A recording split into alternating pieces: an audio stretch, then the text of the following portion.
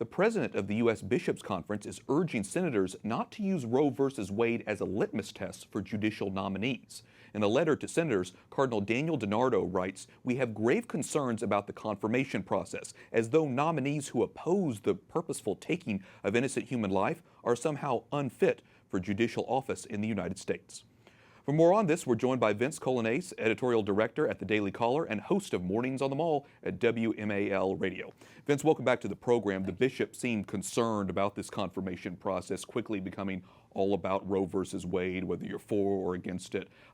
Is this justified, and what do we think the confirmation process is going to be like? Well, I think Roe versus Wade is going to play about as big of a role as it ever has, because typically when we go through these confirmation hearings, Roe versus Wade, it comes center stage, and it's typically from people who support abortion. They don't want the right to have an abortion in the United States overturned. So that means basically the entire Democratic Party will often bring this up during a confirmation hearing in the hopes of stopping any Supreme Court justice from taking to the high court who could potentially overturn Roe versus Wade, despite the fact that there are plenty of legal scholars who believe that Roe versus Wade was already bad case law, and it's entirely possible to overturn a case that has bad precedent in the United States Supreme Court. It's been done many times.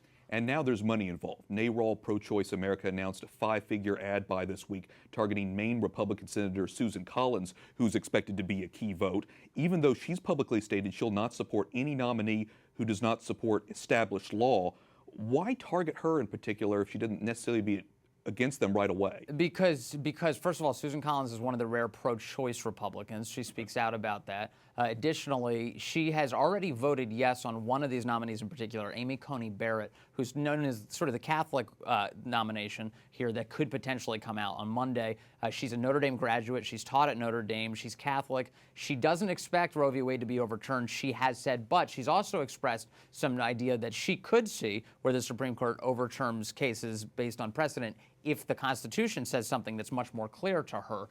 And that's why Susan Collins, who's already voted yes on her as a circuit court judge, is being pressured to potentially vote no on her or any other justice if there's a suspicion by these abortion groups that that justice would overturn Roe versus Wade. Okay, so we'll be watching that. Also want to ask you about the embattled head of the EPA, Scott Pruitt, resigned, of course. He was implementing the Trump administration's mandate to reduce regulations in particular.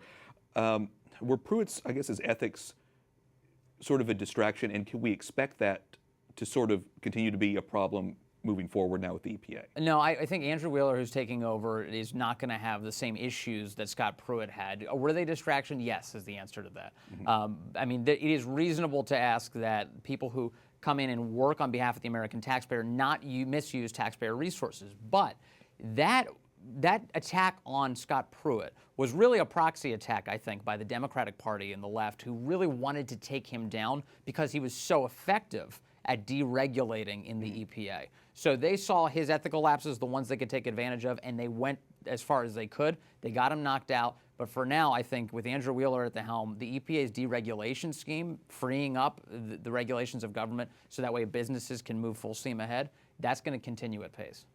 HHS, Health and Human Services, says this week they're ready to reunite parents and children who have been separated on the border. In a tweet yesterday, the president called on Congress to fix our insane immigration laws now.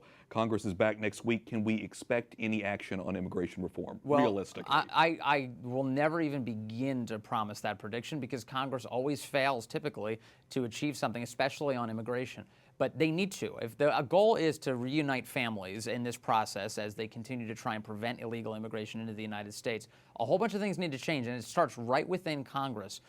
The President of the United States has done everything he can so far to reinstate those families together in this process, and now it is on Congress. Hopefully they can do something. Immigration seems to be becoming a bigger and bigger issue as we move towards the midterm elections. Vince Coglianese, editorial director at the Daily Caller and host of Mornings on the Mall on WMAL Radio. Thanks so much for your analysis. Thank you, Wyatt.